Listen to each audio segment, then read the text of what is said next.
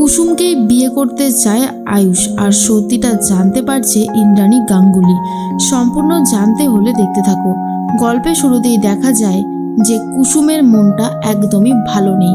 কুসুম তো অনেক চিন্তা করতে থাকে আর ভাবে, এইভাবে ছোট স্যার আমাকে ভুলে গেল। আসলেই ছোট সাহেব যে কুসুমকে রাগানোর জন্য এই সমস্ত কিছু করছে সেটা কুসুম নিজেই বুঝে উঠতে পারেনি। কফি শপে এসে কুসুম দেখতে পায় নয়না বলে একটা মেয়ে, যে কিনা আয়ুষকে জড়িয়ে ধরেছে। আসলেই সেই মেয়েটা যে ঈশান সেটা বুঝতে পারেনি কুসুম। ঈশান যেহেতু লম্বা লম্বা চুল করে মেয়েদের মতন সেজে এসেছে, তাই কুসুম ভাবে এটা হয়তো সত্যিই একটা মেয়ে যার নাম নয়না। তার মধ্যেই কুসুম রেগে যায় আর ভাবে, ছোট সাহেব যদি নিজের মন থেকে এই মেয়েটাকে ভালোবাসেন তো আমার আর কোনো আপত্তি নেই। এই বলে কফি শপ ছেড়ে সেখান থেকে বেরিয়ে চলে যায়। আয়ুষ তখন বলে, যা, কুসুম তো রেগে মেগে চলেই গেল। ঈশান, কি হবে এখন? ঈশান তখন বলে, আরে ভাইদা, তুই কেন বেশি চিন্তা করছিস বলতো? এখন শুধু দেখতে থাক কত কি হতে চলেছে। শুধুমাত্র সময়ের অপেক্ষা করতে হবে, বুঝতে পারলি? তাড়াহুড়ো করে কিন্তু কিচ্ছু হবে না। ঠিক সেই মুহূর্তেই মনে মনে একটা কথাই ভাবছিল আয়ুষ, যদি কুসুম রেগে গিয়ে অন্য কোনো সিদ্ধান্ত নেয় তাহলে খুব একটা ভালো কিছু হবে না। এরপরেই কুসুম কাঁদতে কাঁদতে চলে এসেছে। তারপর দেখা যায় অনুশ্রী খুব কান্নাকাটি করতে থাকে। অনুশ্রীকে দেখে ইন্দ্রাণী গাঙ্গুলি জিজ্ঞেস করে, কি হয়েছে? ঈশানের সাথে কিছু হয়েছে? সেই জন্যই তুমি এইভাবে কাঁদছো, তাই না? কি হয়েছে আমাকে খুলে বলো। তখন অনুশ্রী কিছু বলতে চায় না। আসলেই ইন্দ্রাণী গাঙ্গুলিকে বললে ঈশানের অবস্থা যে খারাপ হতে পারে সেটা অনুশ্রী খুব ভালো মতন জানতো, তাই আর তেমন কিছু বলার সাহস দেখাচ্ছে না। এরপরেই অনুশ্রী বলে, আমার মনটা একদমই ভালো লাগছে না মনি। ইন্দ্রাণী গাঙ্গুলি বলে, বেশ তো, তাহলে এক কাজ করো, তুমি বরং তোমার বাবার বাড়ি থেকে কয়েকটা দিন ঘুরে এসো। আমি পাঠিয়ে দেওয়ার ব্যবস্থা করছি, কিন্তু তার আগে নিজের মনকে শান্ত করো। একদম রাগারাগি করবে না, মাথাটা ঠান্ডা করো, বুঝলে? অনুশ্রী ঘরে গিয়ে নিজের ব্যাগপত্র গুছিয়ে নেয় আর ঈশানকে ফোন করে বলে যে আমি চলে যাব, আমি কয়েকটা দিন নিজের বাড়িতে যাব। এটা শোনার পরেই বুঝতে পারে ঈশান কোনো একটা গন্ডগোল হয়েছে। অনুশ্রীর তো এখন যাওয়ার কথা ছিল না, তাহলে ঘটনাটা ঠিক কী হলো এটাই বোঝার চেষ্টা করে। এরপর আয়ুষ বলে, কি হয়েছে ঈশান? তোকে দেখে মনে হচ্ছে তুই কোনো কিছু নিয়ে খুব চিন্তা করছিস। ঈশান তখন বলে, আর বলিস না, অনুশ্রী নাকি হঠাৎ করে এখন বাবার বাড়ি যাবে। কিন্তু এখন বাবার বাড়ি যাওয়ার কোনো রিজনই ছিল না, আর ও যেতেও চায়নি। ব্যাপারটা মনে হচ্ছে অন্য কিছু হয়েছে। ঈশান তড়িঘড়ি করে রওনা দেয় বাড়ির পথে। কুসুমকে কাঁদতে দেখে দীপালি তখন বলে, কি হয়েছে কুসুম? তুই এইভাবে কাঁদছিস কেন?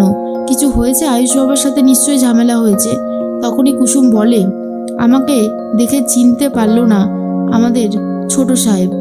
উনি বুঝতেই পারলো না লোগোর চোখ দুটো আসলেই আমার। উনি নয়না বলে একটা মেয়েকে এমনভাবে তোল্লাই দিচ্ছে যেন আসলেই চোখ দুটো ছিল ওই মেয়েটার। তখন দীপালি বলে, ও এই ব্যাপার? তা তুই তো আয়ুষ বাবাকে গিয়ে বললেই পারতিস যে লোগোর চোখ দুটো তোর চোখ, অন্য কারোর চোখ নয়। কুসুম বলে, বলতে হবে কেন? উনি কি সত্যি বুঝতে পারেন না? এরপর পিসি বলে, দেখ, এরকমভাবে মাথা গরম করে কোনো কিছুর সলিউশন হবে না, তোকে একটু মাথা ঠান্ডা রাখতে হবে, বুঝলি? কুসুম বলে, এত সহজে কি মাথা ঠান্ডা রাখা যায়? ছোট সাহেব যে সমস্ত কাজবাজগুলো করছে তাতে কোনোভাবেই মাথা ঠান্ডা রাখা যায় না পিসি। কিন্তু দীপালি বারবার করেই বলে কুসুমকে মাথা ঠান্ডা করতে আর আয়ুষকে গিয়ে সবটা খুলে বলে দিতে। এর মধ্যে ঈশান বাড়িতে এসে বলে, অনুশ্রী, আরে তুমি কোথায় চললে আবার? তুমি তো বলেছিলে এখন যাবে না, কয়েকটা দিন পরে যাবে, কি হয়েছে কি?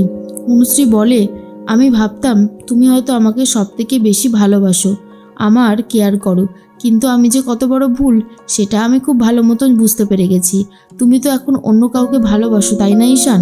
ঈশান বুঝতে পেরে যায় যখন ভাইদার সাথে নাটক করে কথাগুলো বলছিল তখনই শুনে নিয়েছে অনুশ্রী। এরপর ঈশান বলে, না না না, তুমি ভুল বুঝছো, ব্যাপারটা একটু সিক্রেট, তাই তোমাকে বলিনি। কিন্তু তুমি যেটা ভাবছো সেটা একদমই না অনুশ্রী, আমি তোমাকে ভালোবাসি, আমি তোমাকে বিয়ে করেছি, তুমি আমার স্ত্রী, আর তোমাকে আমি ঠকাবো? তোমাকে ঠকানোর কথা কেন? মানুষকে তো কোনো ঠকাইনি আর তোমাকেও ঠকাবো না। আমি সত্যি তোমাকে ভালোবাসি। এখানে ব্যাপারটা একটু অন্য রকমের ঘটেছে। এরপরই চলে এসেছিল আয়ুষ। আয়ুষ বুঝতে পারে ঈশানের সাথে অনুশ্রীর ঝামেলা হচ্ছে। এই সম্পর্কটাকে নিয়ে, বিশেষ করে মিথ্যে যে সম্পর্কটাকে সাজিয়েছে। আয়ুষ তখন বলে, আমি বুঝতে পারছি অনুশ্রী, তোমার রাগ করার যথেষ্ট কারণ আছে। অনুশ্রী বলে, ভাইদা এখন আর আপনি এসে আপনার ভাইয়ের দোষগুলো ঢাকবেন না, এইটা কিন্তু একদম ঠিক হবে না। আয়ুষ তখন বলে, একদমই না, আমি কারোর দোষ ঢাকতে আসিনি, কিন্তু তোমাকে আমি এটা বলছি, তুমি ঈশানকে ভুল বুঝো না। ঈশানের সাথে তুমি সম্পর্ক নষ্ট করো না। আমার জন্যই ঈশান একটা জাস্ট নাটক করছে, এটা জাস্ট নাটক ছাড়ার কিচ্ছু না। কিন্তু আমি তোমাকে এখন কিছু বলতে পারবো না, ঠিক সময় ঠিকভাবে বলবো, বুঝতে পারলে? তখনই অনুশ্রী বুঝতে পেরে যায় যে কিছু একটা গন্ডগোল আছে, কিন্তু সেটা দুজনের পরামর্শেই হচ্ছে। তাই অনুশ্রী যে ভয়টা পাচ্ছিল সেই ভয়টা থেকে মুক্ত হয়ে যায়। অন্যদিকে কুসুমকে দীপালি বোঝানোর চেষ্টা করে সবকিছু বলে কয়ে সলিউশন করে নিতে। এরপর কুসুম লঙ্কার গুঁড়ো বার করে তরকারিতে ইচ্ছে করে লঙ্কার গুঁড়ো মিশিয়ে দেবে, যাতে তার রাগটা বেশ একটুখানি জমে যায়। অন্যদিকে দীপালি বলে, আরে বাবা এসব করিস না, তুই গিয়ে বল আয়ুষ বাবাকে, বুঝলি? এর মধ্যেই কুসুম তো বারবার করে আয়ুষের বলা কথাগুলোই ভাবতে থাকে। তার মধ্যেই চলে এসেছে আয়ুষ। আয়ুষ বলে, কি ব্যাপার কুসুম, কি ভাবছো বলো তো? নয়নাকে নিয়ে ভাবছো তো? জানো তো, আজ যখন কফি শপে নয়নাকে আমি জড়িয়ে ধরলাম, আমার মনের মধ্যে অদ্ভুত একটা শান্তি কাজ করছিল। আমার যে কি আনন্দ হচ্ছিল তোমাকে বলে বোঝাতে পারবো না। কুসুম যথারীতি আবার রেগে যায় আর গিয়ে আবার আয়ুষের গলা ধরতে চায় আর বলে, অনেক হয়েছে, এবার আপনি চুপ করুন ছোট সাহেব, আমার একদমই শুনতে ভালো লাগছে না। এদিকে ইন্দ্রাণী গাঙ্গুলি বসে বসে কুসুমের কথা আর মীনাক্ষীর কথাগুলোই ভাবছিল। মীনাক্ষী বলেছিল, কুসুম কিন্তু ইদানিং অনেক বার বেড়েছে দিদি, তুমি হয়তো দেখতে পাও না ঠিকই, কিন্তু এটা একদম ঠিক কথা। অন্যদিকে ইন্দ্রাণী গাঙ্গুলি বোঝার চেষ্টা করে, কুসুমকে আমি মন্দিরে যেতে বলিনি, তাহলে কুসুম কেন মন্দিরে গেল? এরপরে আয়ুষ আর কুসুম অনেকটা সময় ধরে বাইরে কথা বলেছিল। তারপরে কুসুম আর আয়ুষ দুজন মিলে চলে এসেছিল বাড়িতে। ঠিক তখনই জিজ্ঞেস করে ইন্দ্রাণী গাঙ্গুলি, কি ব্যাপার আয়ুষ, কটা বাজে? টাইম সম্পর্কে দেখছি কোনো জ্ঞানই নেই তোমার, তুমি কি আজকাল অন্যের কথায় চলছো নাকি? আয়ুষ বুঝতে পারে যে তার মা আজকে কোনো কারণে রেগে আছে, তাই হয়তো এইভাবে বিহেভিয়ার করছে।